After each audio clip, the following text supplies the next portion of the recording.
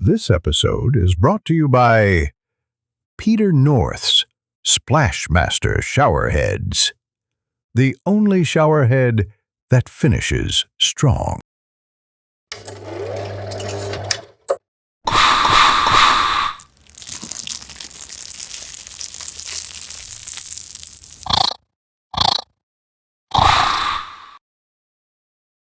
Welcome back, film bugs, to another exciting journey into the world of film and entertainment.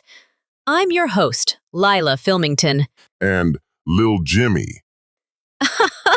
What the? Jimmy? Were you attacked by a clearance rack? Ha. Don't even answer that. Let the viewers guess who you're cosplaying as. Drop your wildest theories in the comments below. As for me, mine's pretty obvious. Anyway, today we're diving headfirst into the 1992 Pinoy horror Shake, Rattle, and Roll IV. Yep, we're still rolling with this series. We weren't planning to go this far, but one of you fine folks requested it, and we aim to please. But before we recap the monsters and meltdowns, here's a bit of context about the movie. Shake, Rattle, and Roll IV hit Philippine cinemas in 1992 as the fourth entry in Regal Films' long-running horror anthology franchise.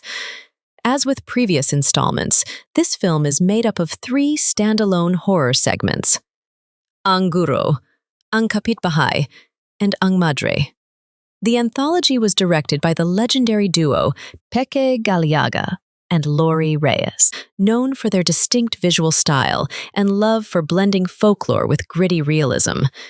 The stories were penned by writers Jerry Lopez Sineneng, Reyes, and Peque Gallaga himself, each offering a uniquely Filipino take on the horror genre. The film features an ensemble cast that includes Manilyn Reynes, Manzano, Nida Blanca, and Aljon Jimenez in Ang Guro, Seguerra, Janice de Belen,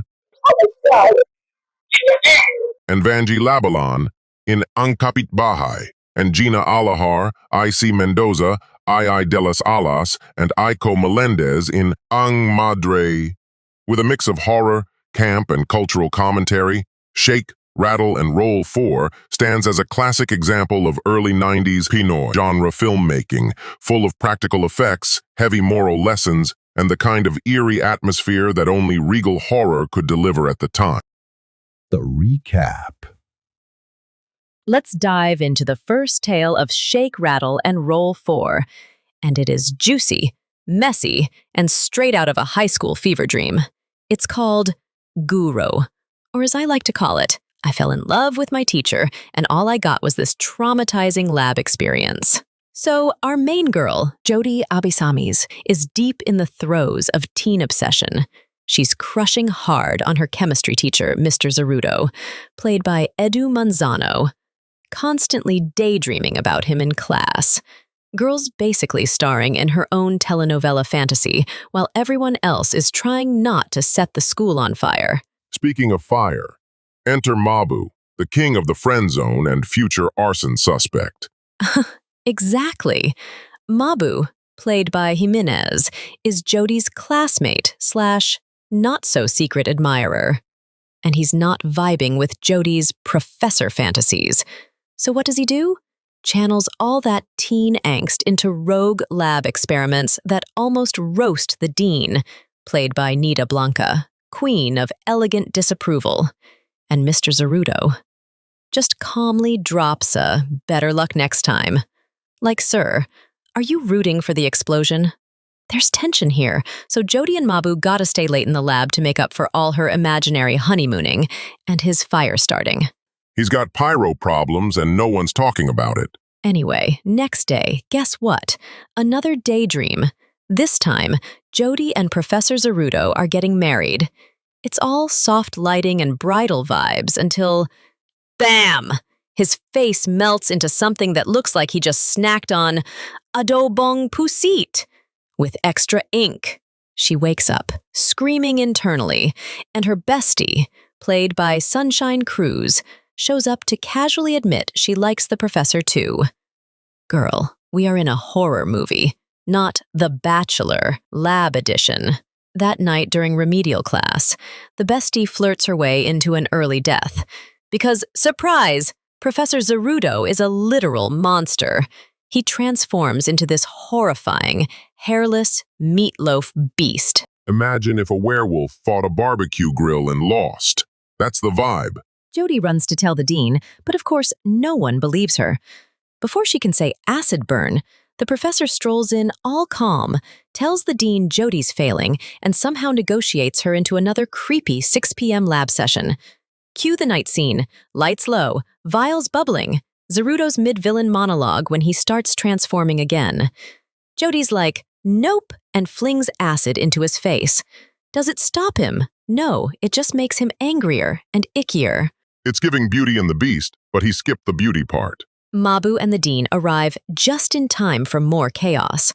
Professor murders the dean like she's a disposable side character. Mabu and Jody book it, running through the halls as Zerudo howls like a karaoke wolf on a full moon. They lock themselves in a lab. Mabu channels his explosive tendencies into something useful for once, cooking up a MacGyver bomb. Jody lures the professor in with her face again. Girl needs a raise for this. And just as he lunges, Mabu's explosive experiment hurls a metal spike right into his eye. Boom, down goes the beast. But wait, is it over?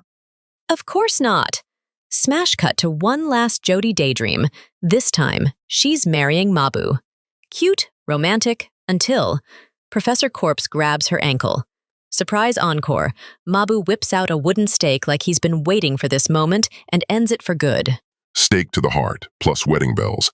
So yeah, lesson learned. Don't flirt with your teacher. Before we begin our next tale, do you remember when Manilyn and Aljon were on-screen sweethearts at the time? They got married in 1996 and still together and have 3 children. Next up, we've got Kapitbahay. This one stars Seguerra as Nikki, yes, the Aiza from Eat Bulaga, and Okeka Ferry Co. Also in the cast, Janice de Belen as Yaya to Sing, and Vangie Labalan as Yaya G. We open with Nikki's family downsizing, boxes everywhere, stressed parents arguing over some blueprints not where they should be. Played by Al Tantai and Malu de Guzman, the parental tension is real. Poor Nikki's mortified about the move. She's too ashamed to show her face at the playground because the local kids already know they're moving to a smaller place. To lighten the mood, Sing and Yaya G try their best at emotional CPR, dragging her away from the drama. The parents head off to prep the new apartment, leaving Nikki and the Yayas to survive the day shift. Then we cut to the playground. The neighbor's dog, Cha-Cha, suddenly goes full Cujo on this sketchy-looking tree, and then, poof, instant canine vanishing act. Meanwhile, Yaya to Sing is doing the impossible, watching the baby, the kids, and her patients all at once. She slips up for just 1 second, and boom, baby Junie's gone. Nikki happens to be using her tiny makeup mirror, priorities, curious, and spots something horrifying. A shadowy figure slinking down from the cursed tree and straight up yoinking the baby like a demonic game of the claw.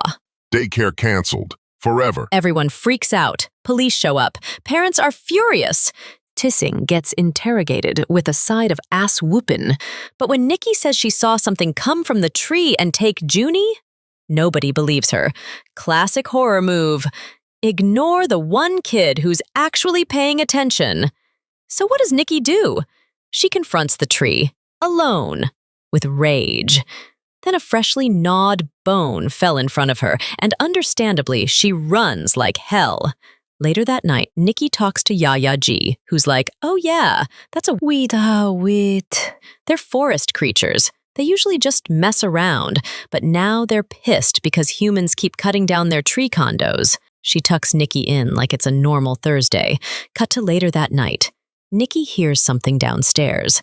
She thinks it's her parents or Yaya G. Nope, it's the creature.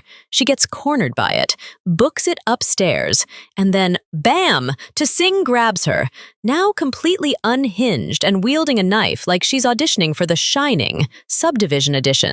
She's giving wala sa tamang meds energy. Smash cut to her parents, casually eating KFC, unaware of what's happening back home. Back in Nightmare Land, Tissing forces Nikki to climb the tree and demands she bring back baby Junie, or else. Up the tree Nikki goes, and what does she find? Another dimension. It's like a budget studio Ghibli sequence, but with more trauma.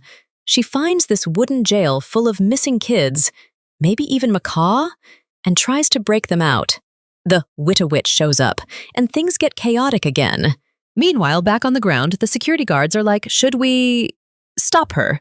As they watch Tissing lose it and start hacking away at the tree base.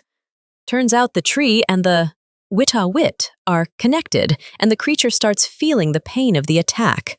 It starts talking to Nikki telepathically. Yeah, telepathic tree monster. She peeks down and tries to talk some sense to crazy Tissing. If she keeps hurting the tree, you'll never see the baby again.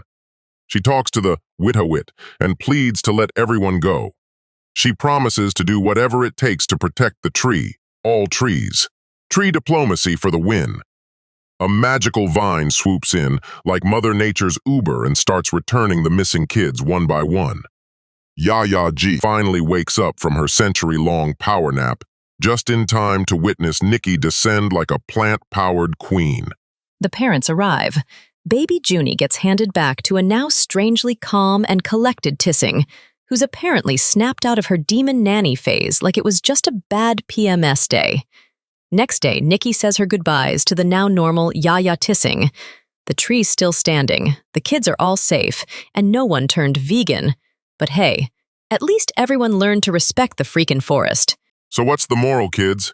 Don't mess with nature, because if you do, the Wit-a-Wit, or Totoro's shady cousin, will come down and beat your bitch ass into compost. And now, the third and final tale, Ang Madre.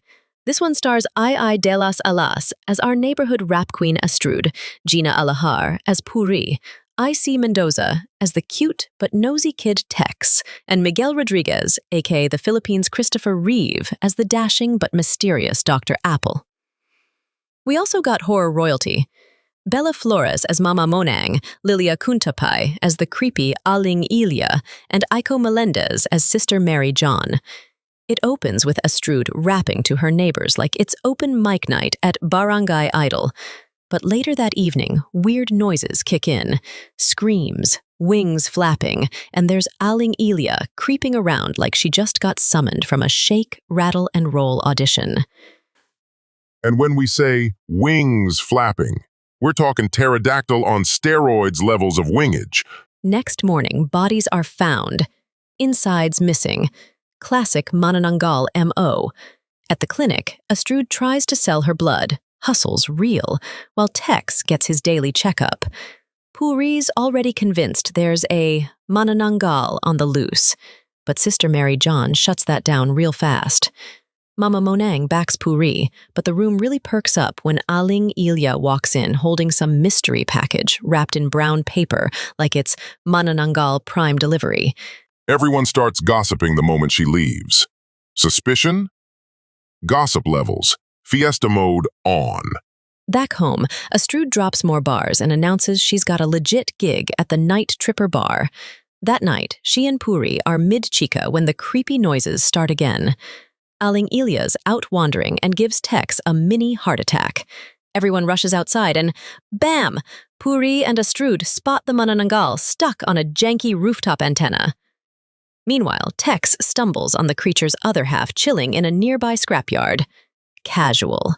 Later, they find a bag full of clothes and food. Clues, people! And then, Tex spies Sister Mary emerging from the scrapyard, casually wiping blood off her face. That ain't church wine, sister. Next day at the clinic, Tex rolls in for what's basically his punch card checkup.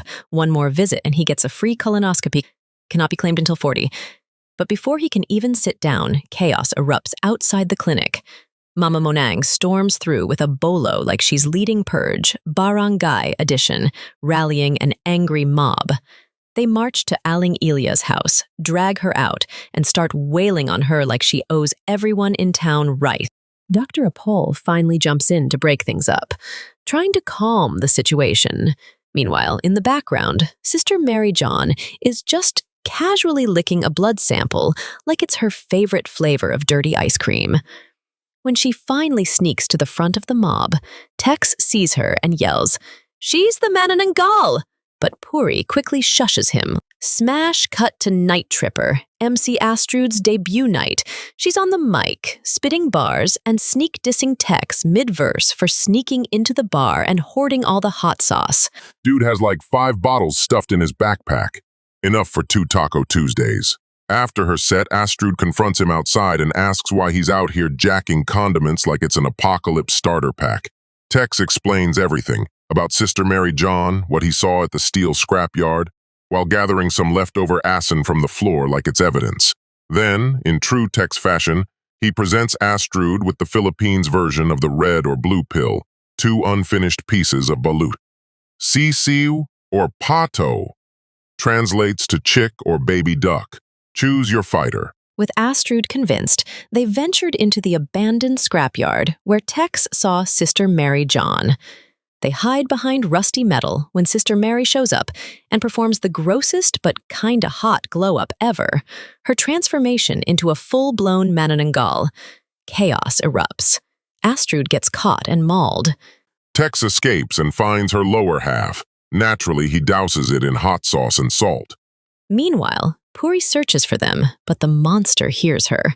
She fends it off with a 2x2 piece of wood.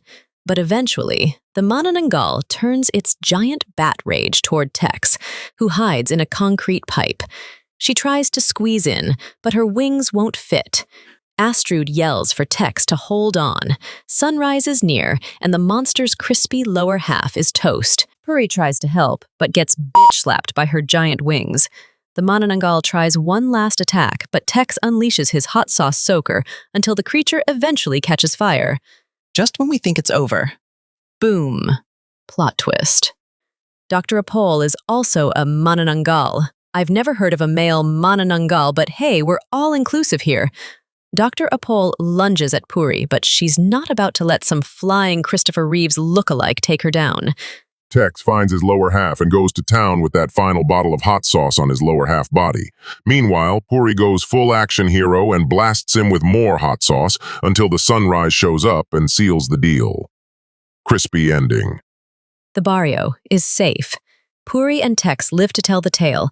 The barangay is officially doctorless, and Night Tripper is left wondering who the hell stole all the hot sauce. And let's be real. Our MVP Tex deserves a lifetime sponsorship from Mamacita's Red Hot Pepper Sauce. So, what happened to Astrude? I'm guessing she didn't make it. That sucks. I was low-key waiting for her debut album. We looked it up on Cinemorgue Wiki. Yep, confirmed. She died from her Manananggal wounds. Rest in peace, Astrude. May you keep spitting bars and dropping mics at the Night Tripper in the sky. The review. Shake, Rattle, and Roll IV is a strange little time capsule from 1992. Part haunted house, part improv class, part cautionary tale about hitting on your teacher and living next to a cursed tree. Directed once again by Peque, Gallaga, and Reyes, it carries the familiar SRR DNA. 3 horror shorts stitched together with practical effects, moral undertones, and just enough camp to keep things fun. But while the ambition is there, this entry feels like it's juggling too many tones at once, sometimes spooky, sometimes hilarious, sometimes straight-up messy. Still, even with the unevenness, there's something delightfully earnest about how it all plays out. Let's start with Guro. It's got a great setup, a teacher hiding a monstrous secret, a smitten student, and some good old-fashioned body horror. But for all the creepy potential, it never quite sticks the landing. Edu Manzano, as Mr. Zerudo, is trying to channel charming psycho, but his transformation into a creature feels more like a lost Power Rangers villain than a legit scare. Don't get me wrong, the effects are gooey and practical, and I respect that. But the scares feel too safe, and the story kind of fizzles instead of building up. It ends up feeling like a missed opportunity to go full horror or full satire. Instead, it hovers in awkward limbo. We're giving this first tale a 5.5 out of 10. Now, ang Kapitbahay. Unexpectedly thoughtful. It has a kind of sad, mystical energy that stands out from the rest. Seguerra brings a real sense of heart and urgency, and the way the film treats the creature, as something feared but misunderstood, gives it more emotional weight than you'd expect from a monster in the tree story. There's even a subtle environmental message buried in there about displaced creatures and forgotten myths. It's not scary in the traditional sense, but it lingers in a gentler, more melancholy way. Sadly, this is the weakest out of the three.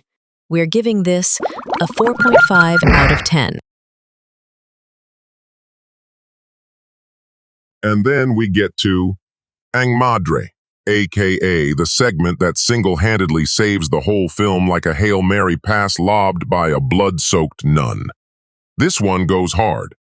The Menananggal effects, absolutely gnarly in the best low-budget way. And guess what? Actual tension, suspense, atmosphere, people holding their breath like it's a Marian procession through a haunted alley. Delas Alice and Mendoza totally steal the show. Bringing that classic, funny, chaotic Tita who would fight an aswang with a slipper energy, and delivering prime, cute but street-smart Batang Maynila realness. And Aiko Melendez, she slithered into full creepy-crawly Manananggal mode.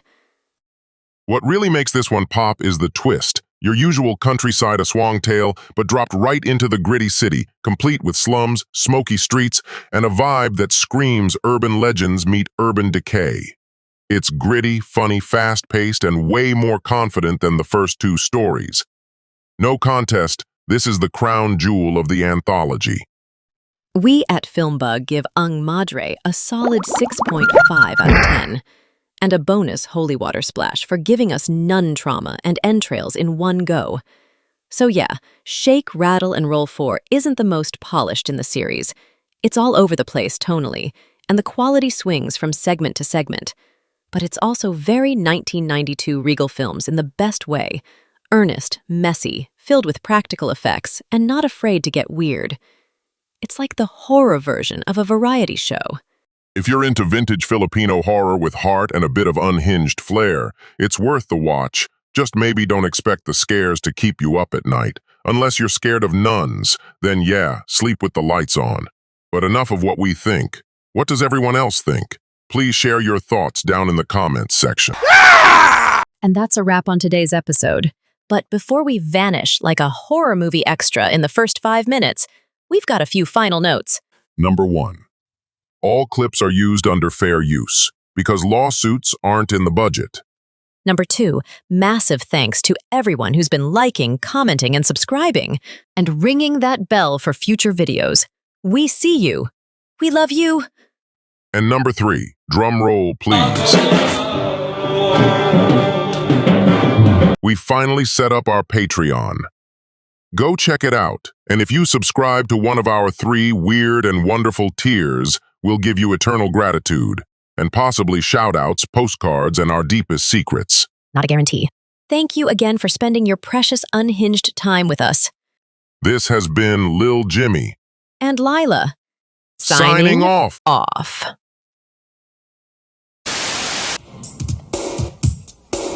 Yo! Yeah!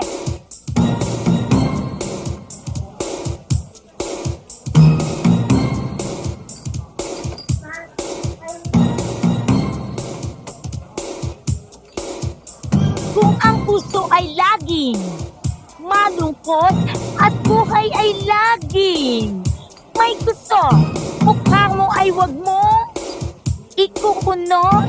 You know what you should do, darling. You should smile. Ganito yon, don't let them know you wanna cry. Smile. Simple lang yon, and kiss those slowly.